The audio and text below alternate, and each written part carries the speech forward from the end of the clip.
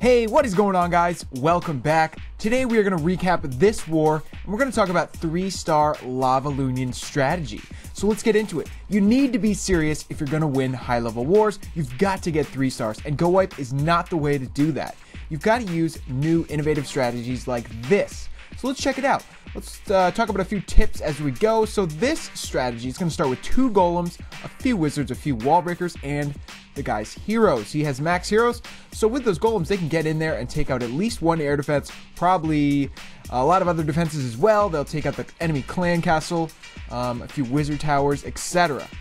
So once the air troops get dropped, the actual LavaLoon army, this guy has already taken out, about a quarter of the base. And that's going to give him an extreme advantage. So some of you are probably familiar with this strategy, but if you're not, you got to think about trying this out. This is not, well, it's not easy strategy, but it's not too hard either. You can do this. You guys can do this. So you'll see there he used a jump spell. I'm not sure he needed it on this base. I think he wanted his king to go in and hit the Inferno Tower and then possibly take out the Archqueen. This is a big issue with a raid like this. You got to take out the enemy Archqueen, and this guy actually fails to do that. He's gonna be okay though. He's actually gonna resolve that problem really in a really cool way. So you'll see that in a little bit. Now comes the deployment of the balloons. Check this out. He's putting about 2 or 3 balloons on each defense. You want to get them spread out and deliberately put the balloons down so you know the defenses will go down. So he started on the right, he put down enough balloons to take out all those defenses, then he moves over to the left. Now once those balloons clump up in the middle, you get a rage spell on them. Also, this is what I was talking about. See, he froze the Archqueen right on top of the Inferno Tower and the balloons came by and BAM! Smoked her. That was a really good save. What could have been pretty bad. Balloons, they can't do anything to an Archqueen unless they sort of drop their bombs on her, Otherwise, she'll just run around taking them out like crazy. So you got to take out the Archqueen if you can. Now there it is, guys. All the defenses are gone, and that was a smooth 3-star by this guy on my clanmate, JG. Now, a couple things. This base, JG shouldn't have used this base. It had a bit of weakness because even though his defenses are maxed, those big compartments are vulnerable.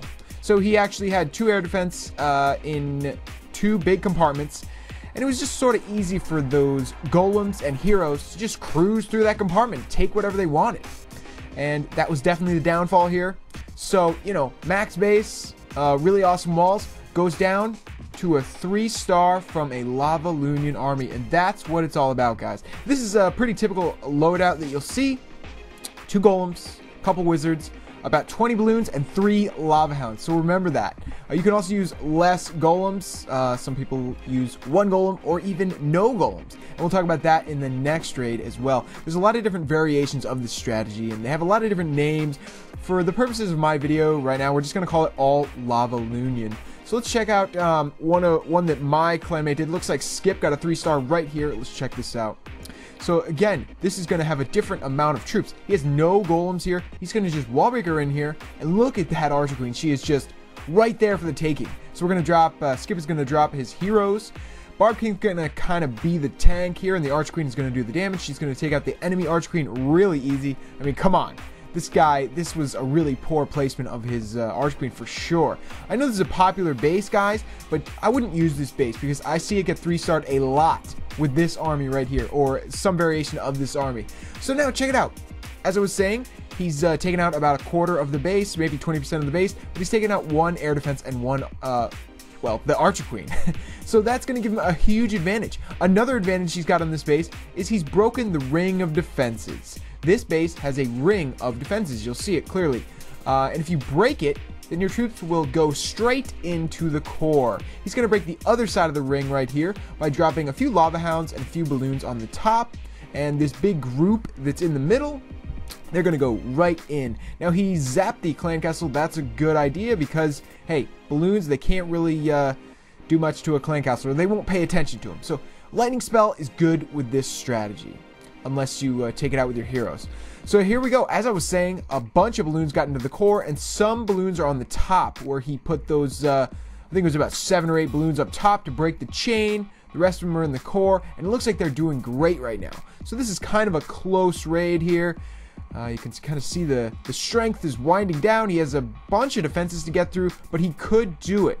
It's all a matter of cleanup at this point, if he can take out the rest of these defenses. At this point in the raid, it's good to have some leftover troops, especially balloons. If he had had one balloon, he could have dropped it on that wizard tower and really ensured that he took it out. I mean, look at that wizard tower. It can take out balloons really easily. Wizard towers are some of the most deadly to balloons. And, of course, air defenses. But there we go, guys. He narrowly made it. He has one balloon left and a bunch of lava pups. Oftentimes, the lava pups are actually what will clean up when you use this strategy. However, you should bring a backup. Even 2 goblins will help a lot to clean up with a raid like this. 2 goblins, I mean, they chew through mines and pumps so fast.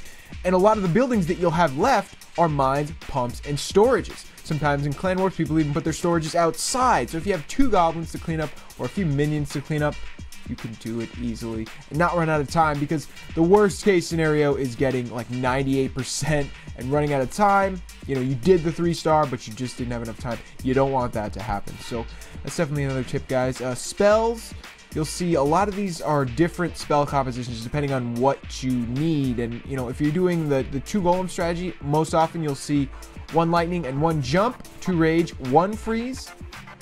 But if you can't take out one of the infernos with your heroes and golems, you're gonna need 2 freeze. So we'll talk about that more in a few more videos we're gonna do this week. We're gonna do a few videos and examples of this strategy, because this is really what you guys need to be using. So let's see here. We got Super Joseph. He's going in here for the 3-star on this base. He's going to put his 2 golems down with his Arch Queen, and then wizards on the side. Those wizards on the side are intended to take out distractions. We all know the Barb King can get very distracted very easily. Barb King is the worst. If you let him get distracted, he will. Okay, let's check out what's going on here. This is where the magic happens, right here. So the enemy Arch Queen, she gets alerted. She's got those exclamation points on her head. That means she's like throwing out a war cry to all her homies, and they're gonna make our troops come in. I almost got lost what I was saying there. They're gonna make our troops come in to where the Arch Queen is. And that's where we want them to be. We want them to be right there where that air defense is. And then hopefully take out an Expo, maybe an Inferno even. So let's see how it goes. He's going to activate the Barb King ability. I like to use that earlier, because then the Barbs get swarmed around and they kind of protect. They're like bodyguards. But Josham used it a little later and it seemed to work out okay. Now he just has a Golem and his Arch Queen. Let's see how far she can get. This is always a pesky part of the raid. Sometimes, most of the time, a lightning won't take out all the enemy clan castle troops, and you've got to take those out. So the Arch Queen will have to pick them off individually. That's okay. It's part of the raid. Okay, so Arch Queen did not go the right direction. She went up instead of left to the Inferno. But Joseph's going to go for it anyway. He is not scared. Let's see how he can do. So he dropped a few balloons there just to take out one Archer Tower. Looks like kind of just to pave the way for the rest of these troops. Now he's dropping 2 Lava Hounds and groups of balloons in 2 spaces. One of those groups is headed for that Inferno, which he missed with the freeze, but that's okay. I think he got it. Now he just has 1 single Inferno, which is pretty easy to take out, guys. If you see a single Inferno, you can overwhelm it with LavaLoon. You don't want it to burn up your Lava Hounds, but as far as balloons go, they can just get on top of it and wreck it. So there we go, guys. Look at that. All of a sudden, the base is disappearing. The balloons are, you know, in groups, which is what we want. We want them to deal devastating damage. Whoa, look at all these traps. Whoa. Sometimes people have all their skeleton traps on air, and that is definitely a pain with the strategy, because balloons can't fight back. Balloons can't fight back to those skeleton traps. But the lava pup scanned, so they came to the rescue. Looks like they're going to take them out right now. Boom, there we go. So, oh, the last defense. The balloon went over to the last defense, but did not take it out because of a lingering black air mine. Bummer. Now he's just got lava pups, which, as previously stated, as I said, you know, sometimes this will cause you to run out of time. Imagine if Josham only had 3 lava pups here. He wouldn't be able to do it. Fortunately, he has a bunch, so, you know, he should be able to take it out. The only defense left is a ground defense, so it won't be able to shoot him. Oh, another trap comes by, but still, he's okay. He's got a lot of lava pups. But yeah, guys, you want to have, as I said, I would say at least 2 goblins or, you know, 2 minions for cleanup.